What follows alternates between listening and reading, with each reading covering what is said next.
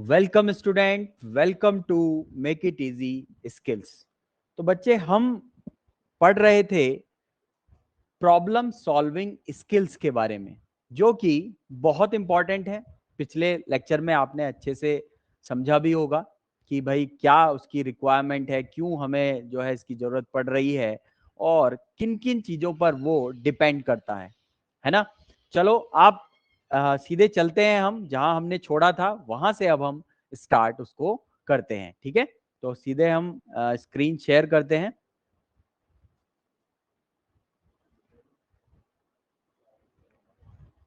चलिए, और हम आपको सीधे अपनी स्क्रीन पर लिए चलते हैं। ठीक है, तो ये चीजें हमने समझी थी कि किस तरीके से हम प्रॉब्लम को सॉल्व करेंगे, है ना। तो दो चीजें होती हैं कि एक तो आपके क्रिएटिविटी की रिक्वायरमेंट होती है और डिसीजन मेकिंग की रिक्वायरमेंट होती है ना। तो क्रिएटिविटी से हमें क्या मिलता है, ये पिछले लेक्चर में हमने देखा। क्या मिलता है? ऑप्शंस मिलते हैं। अगर आपके अंदर क्रिएटिविटी है तो आपको जो है ऑप्शंस मिल जाएंगे। ठीक है, और डिसीजन मेकिंग से आप क्या करेंगे? उन ऑप्शन को सेलेक्ट करेंगे। ठीक है, तभी आप जो है किसी भी प्रॉब्लम पर जो है अटैक कर सकते हैं और उसको जो है सॉल्व कर सकते हैं। ठीक है, चलिए, तो ये हमने बता दिया था पिछले लेक्चर में, तो इंपॉर्टेंट था तो इसीलिए दोबारा मैं इसको जो है रिपीट कर रहा हूं। ठीक है, तो अब हम उन टेक्निक्स के बारे में पता करते हैं जो टेक्निक जो है हमें यूज करनी चाहिए while solving any kind of problem। ठीक है, ऐसा कुछ नहीं है कि आपको इंडस्ट्री की प्रॉब्लम सॉल्व करनी है। कोई भी प्रॉब्लम अगर आपको सॉल्व करनी है तो डिफरेंट टेक्निक्स यूज होती हैं, आप उनको किस तरीके से अप्लाई कर सकते हो वो मैं आपको अब बताने वाला हूं। ठीक है, चलिए, तो सबसे पहले हमें यह पता करना है what is the cause of our problem, कि हमारी जो प्रॉब्लम है उसका कारण क्या है ना। तो उसका कारण क्या है ये पता करना है, फिर उसके बाद उसको टैकल करना है ना। पहले कारण पर जाएंगे, फिर उसके बाद जो है उसको हम टैकल करेंगे। ठीक है, तो कैसे करेंगे? सबसे पहले हम क्या करेंगे, जितने भी कॉजेज हैं उनकी एक लिस्ट हम बनाएंगे ना। जितने भी पॉसिबल कॉजेज हैं उनकी एक लिस्ट बनाएंगे, फिर उसमें से हम क्या करेंगे, उस रियल कॉज को फाइंड आउट करेंगे, है ना। उसमें से एक रियल कॉज फाइंड आउट करेंगे, फिर उसके बाद जो है हम जो है प्रॉब्लम को फिक्स करेंगे, मतलब प्रॉब्लम को सॉल्व जो है करेंगे। ठीक है, तो ये इस तरीके से पहले हमने एक लिस्ट बना ली, जो भी प्रोबेबल या पॉसिबल कॉजेज हैं उनकी लिस्ट बना ली, फिर उसमें से सेलेक्ट करा और फिर हमने उसको फिक्स किया। ठीक है, ठीक है। अब इसमें एक बहुत इंपॉर्टेंट टेक्निक आती है, that is called 5 why technique, है ना। मतलब 5 जस्ट इसको बोला जाता है, ऐसा कुछ नहीं कि 5 से ज्यादा भी हो सकते हैं, 5 से कम भी हो सकते हैं, बट मतलब 2 या 2 से तो ज्यादा होने ही चाहिए। ठीक है, 5 वाई टेक्निक है, आप इसको समझो तो, और आप किसी भी प्रॉब्लम पर इसको जो है अप्लाई कर सकते हो और इनफैक्ट करते भी होगे, है ना। तो ये भी एक टेक्निक है किसी भी प्रॉब्लम को सॉल्व करने की। ठीक है, जैसे कि आप एक हम सिंपल एक एग्जांपल ले लेते हैं कि कोई क्वेश्चन है, वो हमने टाइप करवाया था, वो जो है रॉन्ग मिला, है ना। देखो सर कितने सारे क्वेश्चन आपको कराते हैं, तो आपने देखा होगा कि जो है कुछ क्वेश्चन में मिस्टेक हो जाती है। तो सर को कोई क्वेश्चन मिला कि भाई यार ये मिस्टेक हो गई इसमें, तो अब उस प्रॉब्लम को कैसे सॉल्व किया जाएगा? देखो, ठीक है, जनरली जमाल सर के क्वेश्चन में ज्यादा जो है मिस्टेक हो जाती हैं। ठीक है, तो थोड़ा टिपिकल पढ़ाते हैं तो इस वजह से थोड़ा सा हो जाता है। ठीक है, चलिए चलिए, तो देखिए सबसे पहले क्या है, हमें देखना है कि ये रॉन्ग क्यों हुआ, व्हाई इट वाज रॉन्ग। ठीक है, तो ये रॉन्ग, अब उसका आंसर हमें मिलेगा क्योंकि जो हमारे जो टाइपिस्ट हैं, जो टाइप करते हैं, ठीक है, तो उनका नाम सुमित है, तो सुमित टाइप्ड इट रॉन्ग। ठीक है, उन्होंने, सुमित जो टाइप कर रहे थे उन्होंने उसको रॉन्गली टाइप किया। ठीक है, तो ये हमें एक आंसर मिला। वाई से हमने एक क्वेश्चन पूछा, फिर उसके बाद उसका हमें आंसर मिला कि हाँ सुमित ने इसको रॉन्ग टाइप किया था, इस वजह से वो क्वेश्चन जो है हमारा रॉन्ग हुआ। फिर नेक्स्ट क्वेश्चन आएगा आपके पास कि भाई सुमित ने जो है इसको रॉन्गली टाइप क्यों किया, है ना। ये भी क्वेश्चन दिमाग में आएगा कि भाई क्यों उसने ऐसा किया। तो उसने ऐसा इसलिए किया क्योंकि वो अनट्रेन्ड था या अंडर ट्रेनिंग था, ठीक है। तो इस चीज को हमें पता होना चाहिए कि हाँ भाई इस वजह से उसने रॉन्ग टाइप किया, ठीक है। तो ये चीज हमें पता चल गई, अब हम यहां तक पहुंच गए, ठीक। अब तो अगर ऐसा था कि वो अनट्रेन्ड है या इंटर्न है या अभी आया है नया है, तो फिर कोई ना कोई होना चाहिए जो उसको देखे, है ना। तो वो, है ना, वो जरूरी है भाई, कोई तो देखेगा ना। अगर अनट्रेन्ड है तो डायरेक्ट आप चीजों पर नहीं लगा सकते, उसके ऊपर कोई ना कोई होना चाहिए, है ना। तो why did someone check what Sumit was doing, तो मतलब सुमित क्या कर रहा था वहां पर, वो किसी ने चेक क्यों नहीं किया, है ना। तो अब इसका आंसर नहीं मिलेगा आपको। इसका मतलब इसका आंसर यदि आपको नहीं मिला, इसका आंसर अगर यदि आपको नहीं मिला, दैट मीन्स आपके सिस्टम में कुछ ना कुछ फॉल्ट है, ठीक है।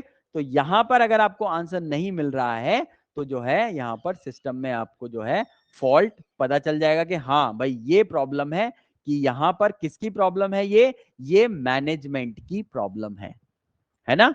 तो मैनेजमेंट की प्रॉब्लम है। तो अधिकतर जो भी अब आप जब आप करते हैं ये 5 वाई टेक्निक यूज करते हैं, तो आपको जो प्रॉब्लम सॉल्व करने वाले मिलेंगे वो मैनेजमेंट वाले ही मिलेंगे, है ना, क्योंकि जिम्मेदारी उन्हीं की होती है। तो अल्टीमेटली अगर वर्कर ने कुछ किया है तो अल्टीमेट रेस्पॉन्सिबिलिटी जो होगी वो मैनेजमेंट की ही होगी।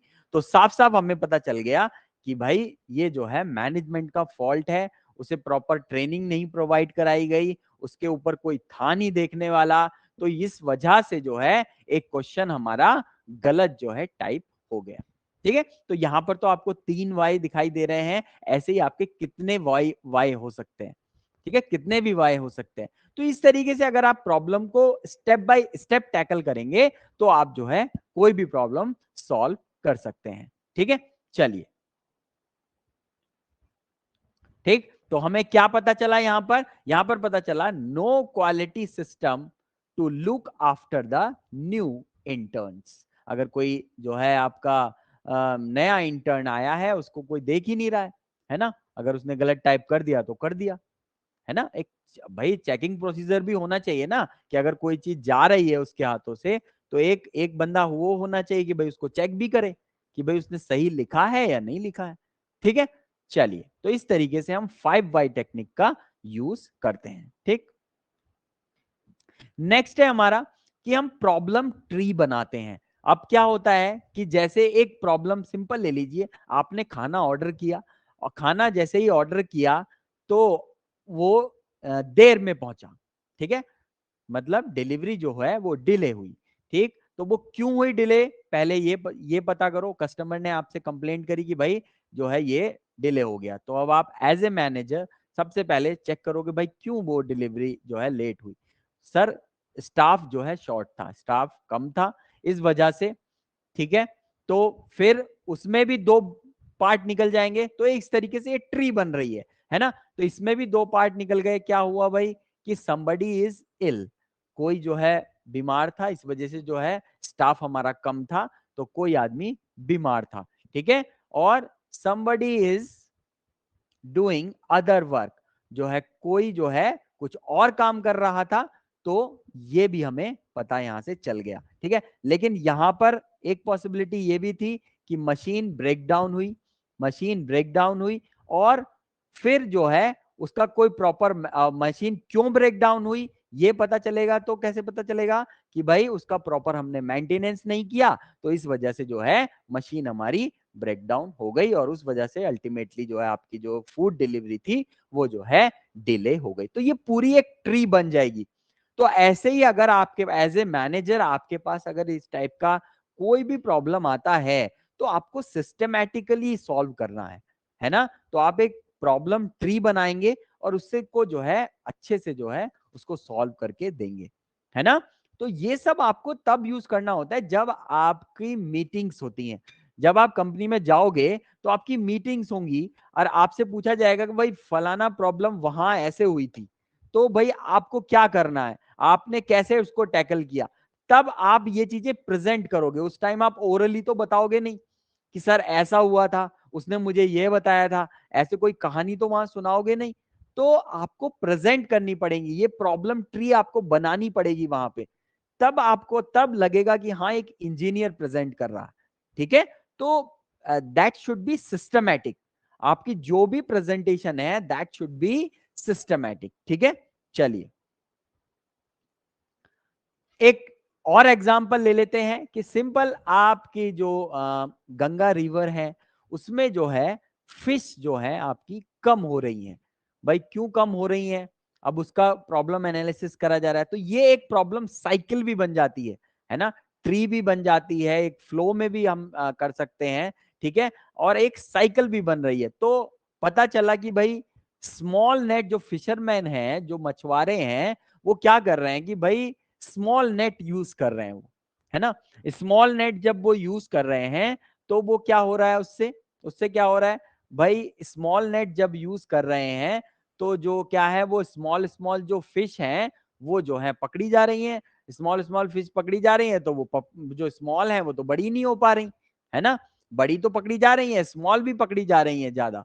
ठीक है, तो वो बड़ी नहीं हो पा रही, तो आपकी जो है फिश की जो है कमी हो रही है। तो उसका सोल्यूशन क्या है, उसका सोल्यूशन है कि आप जो है बड़े नेट को यूज करोगे। ठीक है, बड़े नेट को यूज करना स्टार्ट करोगे तो स्मॉल फिशेस जो हैं वो बच जाएंगी, आपकी जो है बड़ी फिशेस जो हैं पकड़ी जाएंगी। तो फिर आपको जो है बाद में बड़ी फिशेस और मिलेंगी, क्योंकि वो छोटी वाली जो है वो बड़ी होने लगेंगी।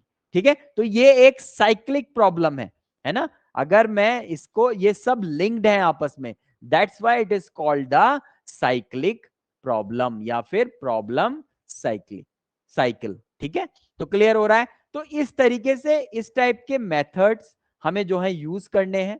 ठीक है, अब नेक्स्ट एक मेथड है, उसको हम नेक्स्ट सेशन में पढ़ेंगे।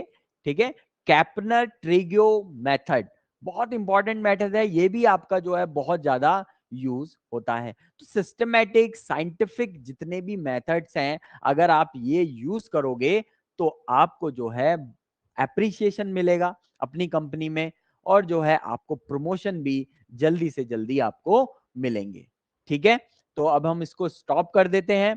आई होप आपको ये प्रॉब्लम सॉल्विंग स्किल सेशन अच्छा लग रहा होगा, क्योंकि ये आपको आपकी बहुत बड़ी रिक्वायरमेंट है। So please try to understand this, क्योंकि आप अगर जब जाएंगे एक अच्छी ऑर्गेनाइजेशन में, तब आपको जो है इसका यूज जो है करना पड़ता है। तब आप सोचते हैं कि यार काश कोई हमें बताता। तो आपको मैं बता दूं कि यहां पर क्या होता है कि इन ट्रेनिंग्स के घंटों के चार्ज करते हैं। जो ट्रेनर्स होते हैं वो आवरली चार्ज करते हैं, है ना। 5 स्टार होटल में रहते हैं और आवरली चार्ज करते हैं ये ट्रेनिंग देने के। अब ये ट्रेनिंग हम आपको फ्री ऑफ कॉस्ट प्रोवाइड करा रहे हैं, ताकि आप एक बेहतर इंजीनियर जो है बन सके। ठीक है, जो कि आपको बनना चाहिए। कि अगर आपने इंजीनियरिंग करी हुई है, कोई आप पर ऐसे कैसे कह सकता है कि भाई ये तो बेकार इंजीनियर्स हैं, है ना। तो इसीलिए आपको वो सारी स्किल्स अपने अंदर लेकर आनी है। जितनी भी इंडस्ट्री में रिक्वायर्ड है, हम देख रहे हैं, हम इसी काम में लगे हुए हैं कि आपको जो भी रिक्वायर्ड है, अच्छे से अच्छी जो भी स्किल है, हम उस पे लगे हुए हैं। और आपको अच्छी से अच्छी नॉलेज हम प्रोवाइड कराना चाह रहे हैं, ताकि हमारा कोई भी इंजीनियर जो है ऐसा ना रहे कि भाई जिसके अंदर कोई स्किल नहीं है ना। हम किसी को ये मौका ही नहीं देना चाहते कि भाई कोई ये कह दे कि भाई हमारे इंजीनियर्स में भाई कोई स्किल नहीं है, दे आर नॉट एम्प्लॉयबल, है ना। ये दुख होता है कि क्योंकि हम भी इंजीनियर्स हैं, तो किसी को अगर ऐसे कोई कहा जाता है कि भाई ये तो बेकार हैं, कुछ नहीं है, सारे बेरोजगार हैं, तो ऐसा क्यों सुने, है ना। तो उसके लिए आपको क्या करना है, उसके लिए आपको बस थोड़ा सा टाइम निकालना है, और छोटी छोटी चीजें एक बार आप सुन लोगे तो भी आप समझ जाओगे कि हाँ यार ये सही बता रहे हैं, है ना? और आप इंप्लीमेंट भी करके देखो ना, ऐसा तो हो नहीं आप इंजीनियर हो, आप देख सकते हो कि भाई ये प्रॉब्लम है, हाँ सही है, चलो यार सर ने ये बताया था, हम ऐसा कर लेते हैं। तो ये चीज आपको करनी बहुत जरूरी है। अगर आप नहीं करेंगे तो देखो चीजें ऐसे ही सेम रहेंगी और आप बस यही करते रह जाओगे जो आप लोग कर रहे हो, है ना? तो प्लीज ट्राई टू अंडरस्टैंड, अपने आप को स्किलफुल बनाओ और किसी को कुछ भी कहने का मौका दो ही मत, है ना? चलिए, तो मिलते हैं नेक्स्ट सेशन में। Thank you very much.